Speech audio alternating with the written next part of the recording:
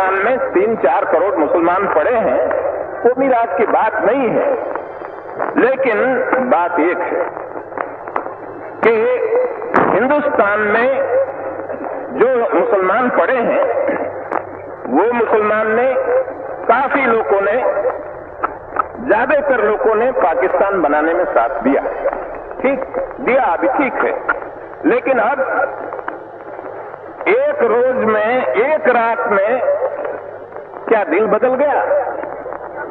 वो मुझे समझ में नहीं आता, कैसा बदल गया कि एकदम कहते हैं हमको मान दो। तो ये मेरी समझ में नहीं आता। सुना आपने, ये आवाज थी सरदार पटेल की। तारीख थी 3 जनवरी 1948 और जगह थी कोलकाता।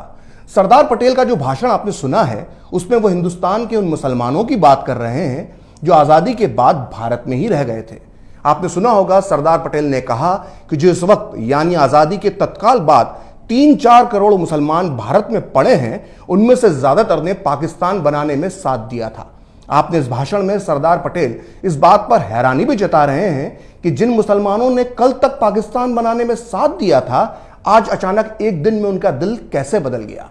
दरअसल सरदार पटेल ने इतनी बड़ी बात, इतनी गंभीर बात और इतनी साफ बात ऐसे ही नहीं कर दी थी। हकीकत में इतिहास का ये वो काला सच है जो आज तक आपसे छुपाया गया है, लेकिन आज सच सामने आएगा और आंकड़ों के साथ आएगा। आपने देश के कई चुनावी नतीजों का विश्लेषण पढ़ा और सुना होगा, कभी 77 का चुनाव, कभी 84 का चुनाव, तो कभी 2014, तो कभी 2019 का चुनाव।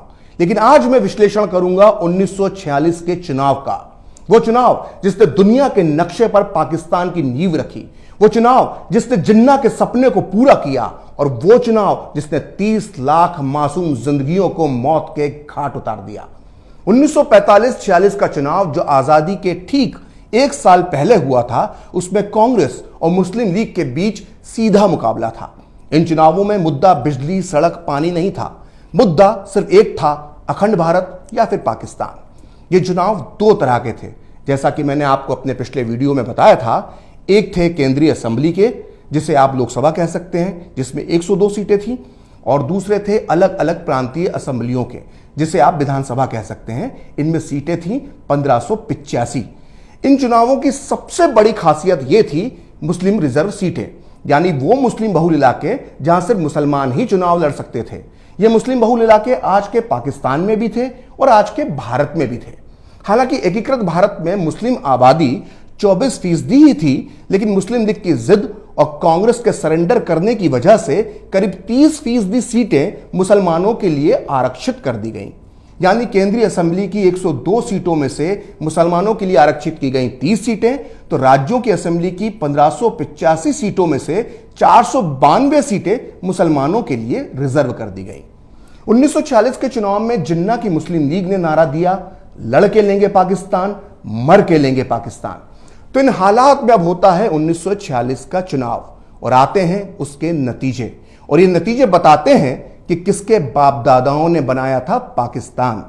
जैसा कि मैंने आपको अपने पिछले वीडियोस में बताया था कि केंद्रीय असेंबली की 30 मुस्लिम रिजर्व सीटों में से 30 की 30 पर जिन्ना की मुस्लिम लीग जीत जाती है। वहीं प्रांतीय असेंबलियों में आरक्षित 492 मुस्लिम सीटों में से 429 सीटें मुस्लिम लीग जीत गई। लेकिन बात यहीं खत्म नहीं होती। आपको लग रहा होगा कि इसमें हैरानी की बात क्या है, वो इलाके जो आज पाकिस्तान में हैं वहां मुस्लिम लीग जीत गई होगी।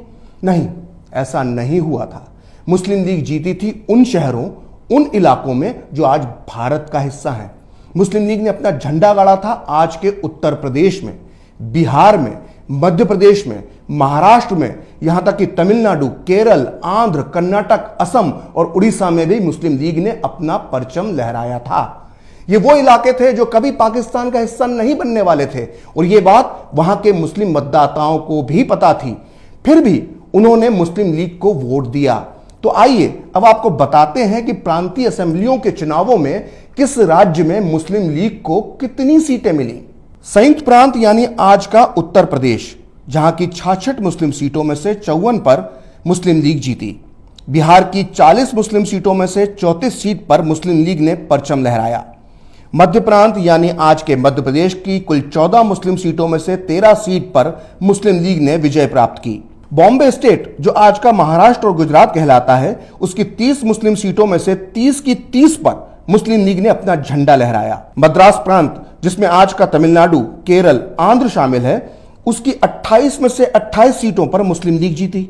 वहीं असम की 34 मुस्लिम सीटों में से 31, पंजाब प्रांत की 86 मुस्लिम सीटों में से 74, बंगाल की 119 मुस्लिम सीटों में से 113 और उड़ीसा की 4 मुस्लिम सीटों में से 4 पर मुस्लिम लीग चुनाव जीती।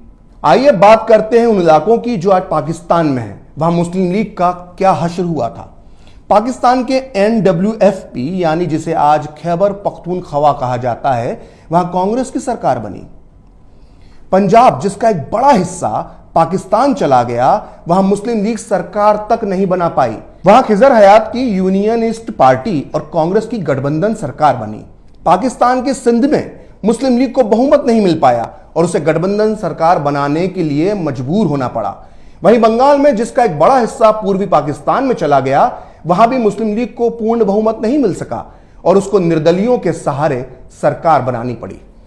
तो यह साफ हो गया कि 1945-46 के चुनावों में पाकिस्तानी इलाकों में मुस्लिम लीग को उतनी कामयाबी नहीं मिली जितनी हिंदुस्तानी हिस्सों में मिली थी।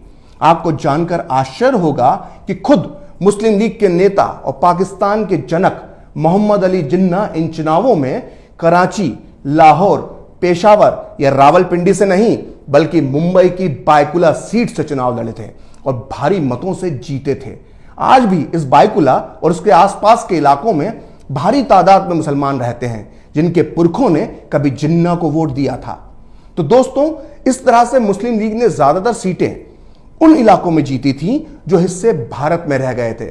और हैरानी की बात यह है कि इन इलाकों में आज भी मुस्लिम जनसंख्या अच्छी खासी तादाद में मौजूद है। यानी 1946 में मुस्लिम लीग को वोट देने वाले 1947 में पाकिस्तान नहीं गए।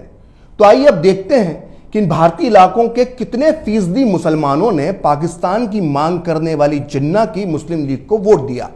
ये आंकड़े बहुत चौंकाने वाले हैं, इन्हें ध्यान से देखिएगा। 1946 के चुनावों में मुस्लिम रिजर्व सीटों पर 89.5% मुसलमानों ने मुस्लिम लीग को वोट दिया। वहीं सिर्फ 4.5% मुसलमानों ने ही कांग्रेस को वोट दिया और बाकी 6% मुसलमानों ने अन्य मुस्लिम कट्टरपंथी पार्टियों को वोट दिया।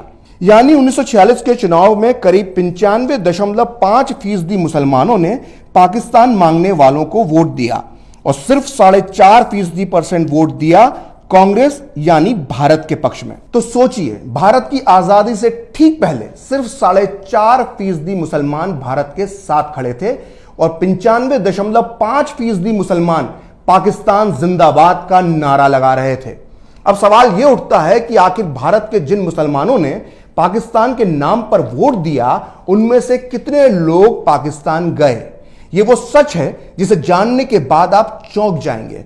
आंकड़े बहुत ज्यादा हो जाएंगे, इसलिए हम अभी सिर्फ उत्तर प्रदेश की बात करेंगे, क्योंकि जिन्ना के पाकिस्तान को अगर पूरे भारत में सबसे ज्यादा खाद और पानी कहीं से मिला था तो वो उत्तर प्रदेश के मुसलमानों से ही मिला था।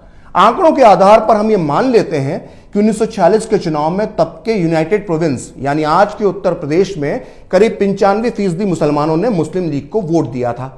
और तब 1941 की जनसंख्या के आंकड़ों के मुताबिक मुस्लिमों की आबादी थी 15.43% और आजादी के बाद 1951 की जनगणना के मुताबिक उत्तर प्रदेश में मुस्लिम आबादी बची थी 14.28%। यानी 1947 के बंटवारे के बाद उत्तर प्रदेश में मुस्लिम आबादी में 1.15% की ही कमी आई। यानी यूपी के करीब 95.5% मुसलमानों ने मुस्लिम लीग को वोट तो दिया, लेकिन उनमें से सिर्फ और सिर्फ 1.15% मुसलमान ही पाकिस्तान गए और बाकी के सारे की सारे यहीं रह गए। अब एक और आंकड़े पर गौर कीजिए। पाकिस्तान में भारत से जाकर बसने वाले मुसलमान यानी मुहाजिरों की संख्या करीब 2 करोड़ है और भारत में रहने वाले मुसलमानों की संख्या करीब 20 करोड़ है। अब सोचिए कि जब 1946 के चुनाव हुए थे तो 95% मुसलमानों ने पाकिस्तान के लिए वोट किया और फिर भी भारत में रहने वाले मुसलमानों की तादाद 20 करोड़ है। अपने डबल स्टैंडर्ड को छुपाने के लिए आज का मुसलमान यह तर्क देता है कि 1945-46 के चुनावों में मताधिकार यानी वोट डालने का अधिकार सिर्फ कुछ लोगों को था और इन कुछ ही लोगों ने पाकिस्तान को चुना।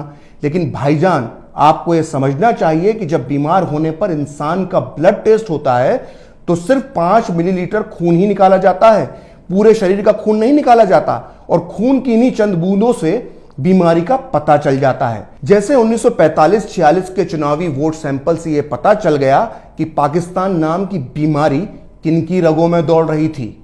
अब एक बार फिर सुनिए सरदार पटेल ने आजादी के बाद पाकिस्तान को वोट देने वाले मौका परस्तों के लिए क्या कहा था।